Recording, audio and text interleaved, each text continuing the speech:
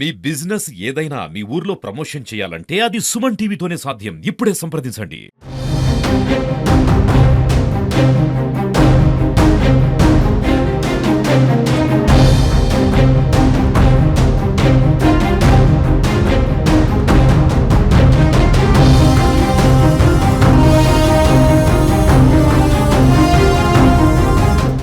దుబ్బాక పరిధిలోని అప్సీపూర్లో ఉన్నటువంటి మహాత్మా జ్యోతిబాపల్లె బాలుర గురికల హాస్టల్లో 7వ తరగతి చదువుతున్న అఖిల్ అనేటువంటి బాలుడు ఉరి వేసుకుని ఆత్మహత్య యత్నానికి పాల్పడ్డాడు. ఎందుకు విద్యార్థి ఆత్మహత్య చేసుకోవాల్సి వచ్చిందనే విషయానికి సంబంధించి గురుకులాల అధికారులతో కూడా ప్రస్తుతం హాస్టల్కి వచ్చారు. ఎందుకు కారణాలు ఏంటి అనే విషయాన్ని ఆరా తీస్తున్నారు. ప్రస్తుతం గురుకులాల జాయింట్ కార్యదర్శి మనతో ఉన్నారు. సార్ చెప్పండి, ఎందుకు విద్యార్థి ఆత్మహత్య యత్నం చేయాల్సి వచ్చిందంటారు?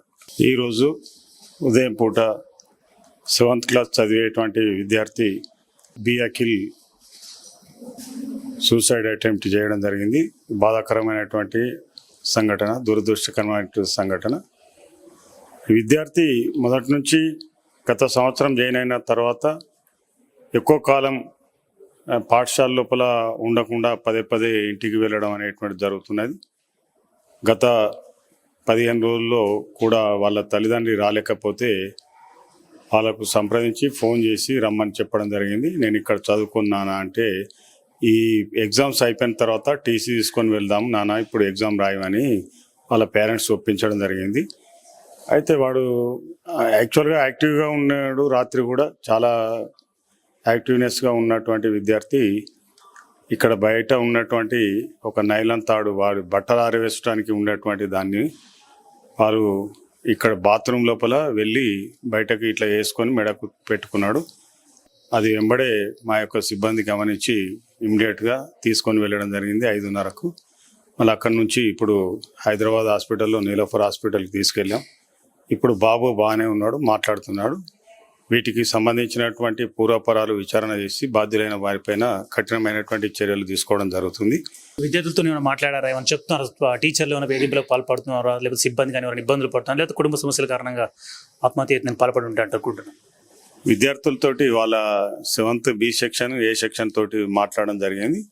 వాళ్ళు చెప్పేటువంటి అంశం ఏంటంటే, ఇక్కడ సిబ్బంది కానీ తర్వాత ప్రిన్సిపల్ కానీ బాగానే ఉంటున్నారు సార్, వానికి కొంచెం ఇంటి దగ్గర ఉన్నటువంటి ప్రాబ్లమ్స్ ఉన్నాయి, ఇంటికి పోవాలనేటువంటి పదే పదే ఆలోచన చేస్తున్నాడు. అందుకోసం ఇమ్మడలేక ఇక్కడ హాస్టల్లో ఉండలేకపోతున్నాయని విద్యార్థులు తెలుపుతున్నారు. దాని మీద కూడా మేము విచారణ చేసి తగు బాధ్యులను చర్య తీసుకోవడం జరుగుతుంది. మరి సెక్రటరీ గారి ఆదేశాల మేరకు ఈరోజు ఇమ్మీడియట్గా నేను వచ్చి ఇక్కడ తనిఖీ చేస్తున్నా. ఇందులోపల ఎటువంటి లోపము ఎవరితోటి, ప్రిన్సిపల్ తోటి కానీ ఇంకెవరితోటి అయినా బాధ్యులను గుర్తెరిగి వారిపైన కఠినమైనటువంటి చర్యలు తీసుకోవడం జరుగుతుంది. చూసుకొచ్చి ఉమ్మడి మెదక్ జిల్లా గురుకులాల ఇన్ఛార్జ్ ఉన్నారు గౌతమ్, చెప్పండి సార్, ఏ విధంగా జరిగి ఉంటుంది? మీరు ఏ విధంగా కారణాలు ఆరా తీశారు విద్యార్థులు టీచర్? మనకు విద్యార్థులు టీచర్లు చెప్పిన దాని ప్రకారము ఆ విద్యార్థికి ముఖ్యంగా అంటే ఇక్కడ ఉండడం అనేటువంటిది ఒకటి ఇష్టం లేదు. అయినా సరే ఇక్కడ టీచర్లు వాళ్ళు బాగానే చూసుకుంటారు కాబట్టి ఉంటున్నాడు. గతంలో ఒక 2-3 డేస్ ముందర పేరెంట్స్కి ఫోన్ చేయడం, నిన్న హాలిడే ఉండడం వల్ల పేరెంట్స్ వస్తారని చెప్పి ఎక్స్పెక్ట్ చేసినాడు బాబు. వాళ్ళు రాకపోవడం వల్ల కొద్దిగా కలత చెంది ఉంటాడు. అంతే తప్పితే 7th క్లాస్ అబ్బాయికి అంతకంటే ఎక్కువ సమస్యలు ఏమి ఇక్కడ ఏమి లేవు. మిగతా పిల్లల్ని అడిగినప్పుడు కూడా టీచర్లందరూ కూడా వాళ్ళతోటి బాగానే, ఎవరు కొట్టడం కానీ బెదిరించడం అట్లాంటివి ఏమీ జరగలేదు. వాళ్ళు చేయరని కూడా చెప్పారు పిల్లలు. సో అలాంటిది మరి వెళ్ళిపోదామా ఏంటిది అనే క్రమంలో మరి వాడికి అలా ఆలోచన వచ్చింది, అట్లా చేశారు. కానీ మన విద్యార్థులు కూడా ఇమ్మీడియట్గా దాన్ని గమనించి వాచ్మెన్ సిబ్బంది ఏమంటే CPR చేయడము. సో దాంతో మనకేంటంటే విద్యార్థికి ఏమీ జరగలేదు. సిద్దిపేట హాస్పిటల్లో ట్రీట్మెంట్ అయిపోయిన తర్వాత నీలోఫర్కి ఇంకా బెటర్ ట్రీట్మెంట్ కోసం వెళ్ళారు. అక్కడ డాక్టర్లు కూడా ఇప్పుడు చూసి బాబు కండిషన్ స్టేబుల్గా ఉందని చెప్పారు. సాయంత్రం వరకు బాబు పూర్తి స్థాయిలో కోలుకుంటాడు. తోటి విద్యార్థులు కూడా ఏమని చెప్తున్నారు? టీచర్స్ ఏమైనా ఇబ్బందులు గురి చేస్తున్నారా? మేనేజ్మెంట్ ఏమైనా ఇబ్బంది పెడుతుందా? విద్యార్థులు ఎవరు మేనేజ్మెంట్ ఇబ్బందులకు గురి చేస్తున్నట్టుగా చెప్పలేదు. మేమందరం బాగానే ఉంటాం సార్, అన్నీ బాగా ఉన్నాయి. ఈ మధ్యన మిగతా ఏ సమస్యలు కూడా అంటే ఫుడ్ విషయంలో కానీ చదువు విషయంలో కానీ వాళ్ళకి ఎట్లాంటి ప్రాబ్లమ్స్ అయితే లేవు. డైట్ ఛార్జెస్ పెరిగిన తర్వాత మంచి ఫుడ్ ఇస్తున్నారు. మాకు ఎప్పుడు అంటే క్యాంపస్లో ఉన్నంత వరకు మాకు ఎట్లాంటి ఇబ్బందులు అయితే ఏం కలగలేదు. టీచర్లతో కానీ అట్లా బెదిరించే వాళ్ళు కానీ, ఈవెన్ ఎప్పుడైనా డిసిప్లిన్లో ఉండమని చెప్పడమే కానీ.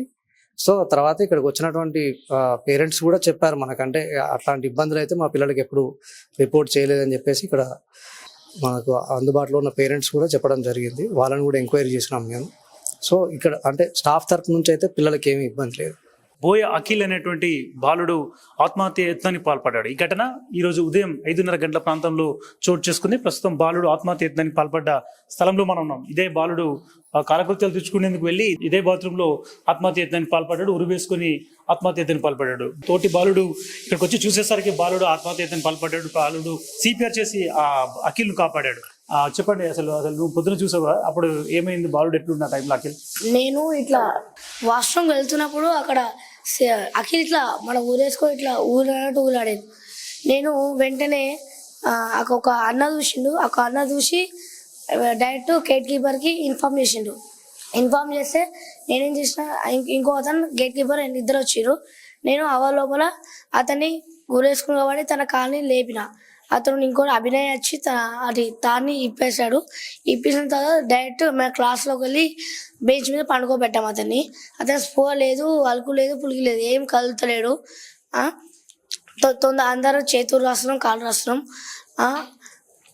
తర్వాత పీటీ సార్కి ఇన్ఫార్మ్ చేయడానికి వెళ్ళాం. అవలోపల నేను సిబిఆర్ చేశాను. సిబిఆర్ చేశానే తన బ్రీతింగ్ తీసుకొని ఒకటేసారి వదిలేసిండు.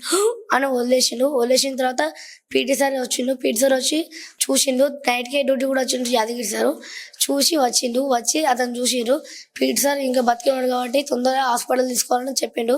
తొందరగా బైక్ తీసుకొచ్చి నైట్కే డ్యూటీ చూసి తొందరగా తన ఎత్తుకొని వెళ్ళి హాస్పిటల్ తీసుకోవడం జరిగింది.